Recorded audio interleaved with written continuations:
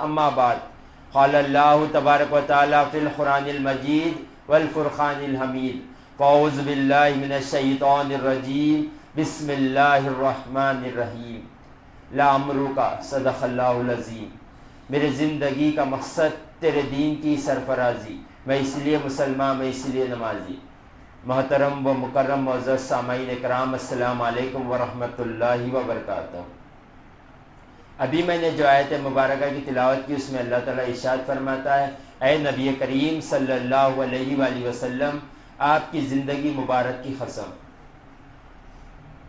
اب مسلمان کا یہ عقیدہ ہے کہ اللہ جو بات کہہ دے کہ وہ حق ہوتی ہے، اس میں کوئی شک نہیں ہوتا، ہمارا ایمان ہے اس پر، جو اللہ کہہ دے وہ بات حق ہے۔ مگر جس بات پر اللہ قسم اٹھا لے، اس بات کی اہمیت کا کیا عالم ہوگا۔ حضور پاک صلی اللہ علیہ وآلہ وسلم کی اللہ سیرت کی قسم کھا کر کہتا ہے، نبی کریم صلی اللہ علیہ وآلہ وسلم آپ کی پاکیزہ سیرت کی قسم کھاتا ہے اللہ تعالیٰ۔ تو حضور پاک صلی اللہ علیہ وآلہ وسلم کی سیرت کتنی بابرکت سیرت ہوگی۔ جو سلسلہ شروع کیا گیا ہے کہ حضور پاک صلی اللہ علیہ وآلہ وسلم کی سیرت کی گفتگو کی جا رہی ہے۔ حضور پاک صلی اللہ علیہ وآلہ وسلم نے سب سے آخری میں تشریف لایا انبیاء میں، جبکہ نبی کریم صلی اللہ علیہ وآلہ وسلم کا نور سب سے پہلے اللہ نے پیدا فرمایا۔ حضرت جابر رضی اللہ تعالیٰ عنہ پوچھتے ہیں رسول اللہ صلی اللہ علیہ وآلہ وسلم سے، یا رسول اللہ، اللہ نے سب سے پہلے دنیا میں کیا چیز کو پیدا کیا؟ تو حضور پاک صلی اللہ علیہ وآلہ وسلم نے ارشاد فرمایا، اللہ نے سب سے پہلے تمہارے نبی کے نور کو پیدا کیا۔ وہ نور اللہ کے حکم سے جدھر چاہے جاتا تھا، جدھر چاہے سیر کرتا تھا، اور اللہ تعالیٰ نے وہ نور جس کے پشت میں داخل کیا، اس کو اللہ تعالیٰ نے سب سے اعلیٰ اور افضل کر دیا۔ آدم علیہ السلام کے اندر جب موجود ہوا نور، تو اللہ تعالیٰ نے تمام فرشتوں سے سجدہ کرا دیا۔ جب ابراہیم علیہ السلام کے اندر وہ نور داخل ہوا، تو اللہ تعالیٰ نے آنکھ کو ٹھنڈی کر دیا۔ جب اسماعیل علیہ السلام کے اندر وہ داخل ہوا، تو اللہ تعالیٰ نے گلا کٹنے سے محفوظ فرما دیا۔ تو جہاں جہاں سے وہ نور داخل، جس کے پاس سے داخل ہوا، بی بی آمینہ رضی اللہ تعالیٰ جب تک پہنچا پاک رحمہ اور پاک پشتوں سے، جب تک جس کے اندر پہنچا، اللہ تعالیٰ نے سب کو افضلیت عطا فرما دی۔ ایک ابراہا بول کر ایک بادشاہ گزرا، بڑا ظالم بادشاہ، لوگ اس کے نام سے کانپتے تھے، اس کے نام سے ڈرا کرتے تھے۔ جب وہ ملک میں داخل ہو جاتا تو لوگ اس کے سامنے گروہ آزاری کرتے تھے، ہمیں بخش دو، ہم پر ظلم نہ کرو۔ ایک مرتبہ یہ بادشاہ کا گزر مکے میں ہوا، تو وہاں کے لوگ اس کو کوئی اہمیت ہی نہیں دے رہے تھے، نہ پوچھ رہے تھے، نہ اسے دیکھ رہے تھے، نہ اس سے ڈر رہے تھے۔ تو بادشاہ نے پوچھا کہ یہ لوگ مجھے نہیں پہچانتے، یہ کسی کی پرواہ نہیں کرتے، یہ عرب ایسے ہی ہے وہ۔ تو بادشاہ پوچھنے لگا کیا وجہ ہے جو اس کسی کی پرواہ نہیں کرتے، جبکہ میرے نام سے لوگ ڈرتے ہیں؟ تو انہوں نے کہا، اس کے وزیر نے کہا کہ ان کے پاس ایک گھر ہے جسے انہیں خانہ کعبہ کہتے ہیں، وہ یہ کہتے ہیں کہ یہ جو بھی مصیبت آئے گی یہ گھر سے ٹل جائے گی۔ تو ابراہا نے کہا کہ ان کو کہہ دو کہ ان سے یہ گھر کو ہم ڈھال دیں گے بول کے، معاذ اللہ۔ تو اس ابراہا نے کیا کیا کہ سارے قبیلوں کے اونٹ اور بکریوں کو خرید کر لے کر چلے گئے۔ جب یہ عبد المطلب کو معلوم ہوا کہ ابراہا آیا جو سارے جانوروں کو خرید کر لے کر چلے گیا، تو آپ اس کے محل میں پہنچے۔ جیسے ہی ابراہا نے آپ کو دیکھا، آپ کے خط کو، آپ کے روابدار چہرے کو دیکھا، کیونکہ وہ چہرے میں حضور پاک کا نور موجود تھا، جیسے ہی دیکھا وہ تعظیم کے لیے اٹھ کھڑا ہو گیا اور پوچھا کہ کون ہے آپ؟ آپ نے کہا میں قریش قبیلے کا سردار ہوں، عبد المطلب۔ تو کس لیے آئے ہو؟ تو تم نے ہمارے بکری اور اونٹوں کو خرید کیا، وہ چھڑانے آیا ہو۔ تو ابراہ نے کہا کہ میں سمجھا تھا کہ تم خانہ کعبہ کے بارے میں گفتگو کرنے آئے ہو، میں اس کو ڈھالنے والا ہوں، معاذ اللہ۔ تو عبد المطلب نے کہا کہ اونٹ اور بکری کا مالک میں ہوں، میں اس کی گفتگو کروں گا، اس کی حفاظت کروں گا۔ خانہ کعبہ اللہ کا گھر ہے، وہ اس کی حفاظت کرے گا۔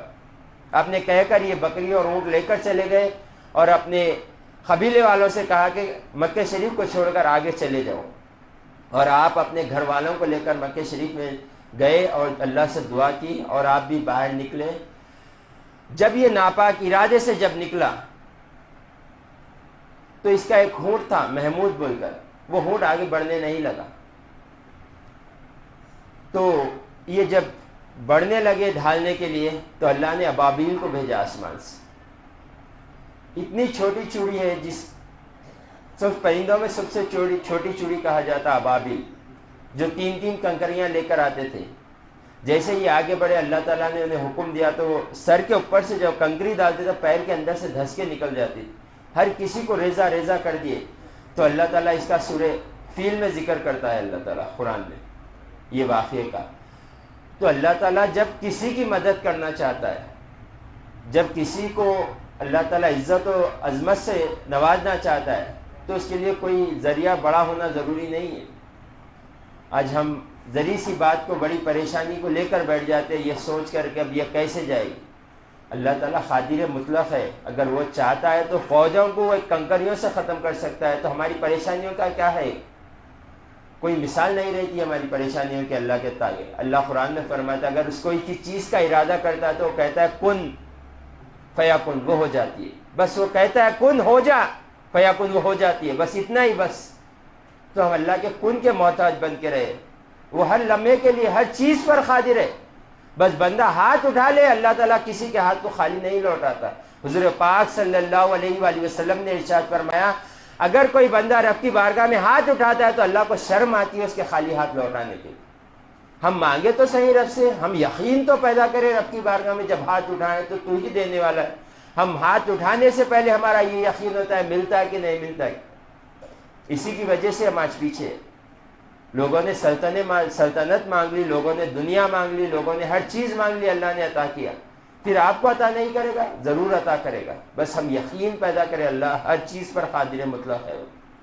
اور پریشانی جب بھی آئے اللہ کی بارگاہ میں حاضر ہو جائیں, اس سے التجا کریں. بڑا بخشنے والا, بڑا مہربان, نہایت رحم فرمانے والا ہے, جس کی کوئی مثال نہیں. اگر ہم کسی کے ساتھ کسی کی نافرمانی کر دیتے ہیں تو اس کے ساتھ بات کرتے ہیں تو ہمیں پتہ چل جاتا ہے وہ ناراض ہے ہم سے, وہ ہم سے روٹھے بات کرتا ہے, وہ ہم سے بات کرنا پسند نہیں کرتا. ہم اس کی اگر بات نہیں سنے تو وہ ہماری اہمیت نہیں دے رہا, بلکہ وہ ہمیں اہمیت نہیں دیتا ہے. مگر حدیث شریف میں آتا ہے کہ جب گناہگار بندہ اللہ کو ندا دیتا ہے یا اللہ کہتا ہے تو اللہ تعالیٰ 2 بار یا عبدی کہتا ہے, اے میرے بندے, اے میرے بندے. اور جبکہ اللہ نیک بندے کو 1 بار ندا دیتا ہے. کہیں میرا بندہ یہ نہ سمجھ لے کہ اس کے گناہوں کی وجہ سے اللہ اس سے دور ہو گیا. نہیں, تو 1 بار ندا دے گا تو میں 2 بار دوں گا. تیرے لیے میرے دروازے ہمیشہ کھلے. لوگ چاہے تجھے کتنا بھی دھتکار دے, میں کبھی تجھے نہیں دھتکاروں گا. تو 1 بار توبہ کر دے, تیرے سارے گناہ معاف کروں گا, جنت میں داخل فرما دوں گا. تو اللہ کی رحمت کا یہ عالم ہے. اس سے مانگے, جو مانگنا ہے مانگے, عطا کیا جائے گا. اور ربیع الاول کا مہینہ ہے, بے حساب مانگے اللہ تعالیٰ عطا کرنے والا ہے. وآخر دعوانا الحمد للہ رب العالمین.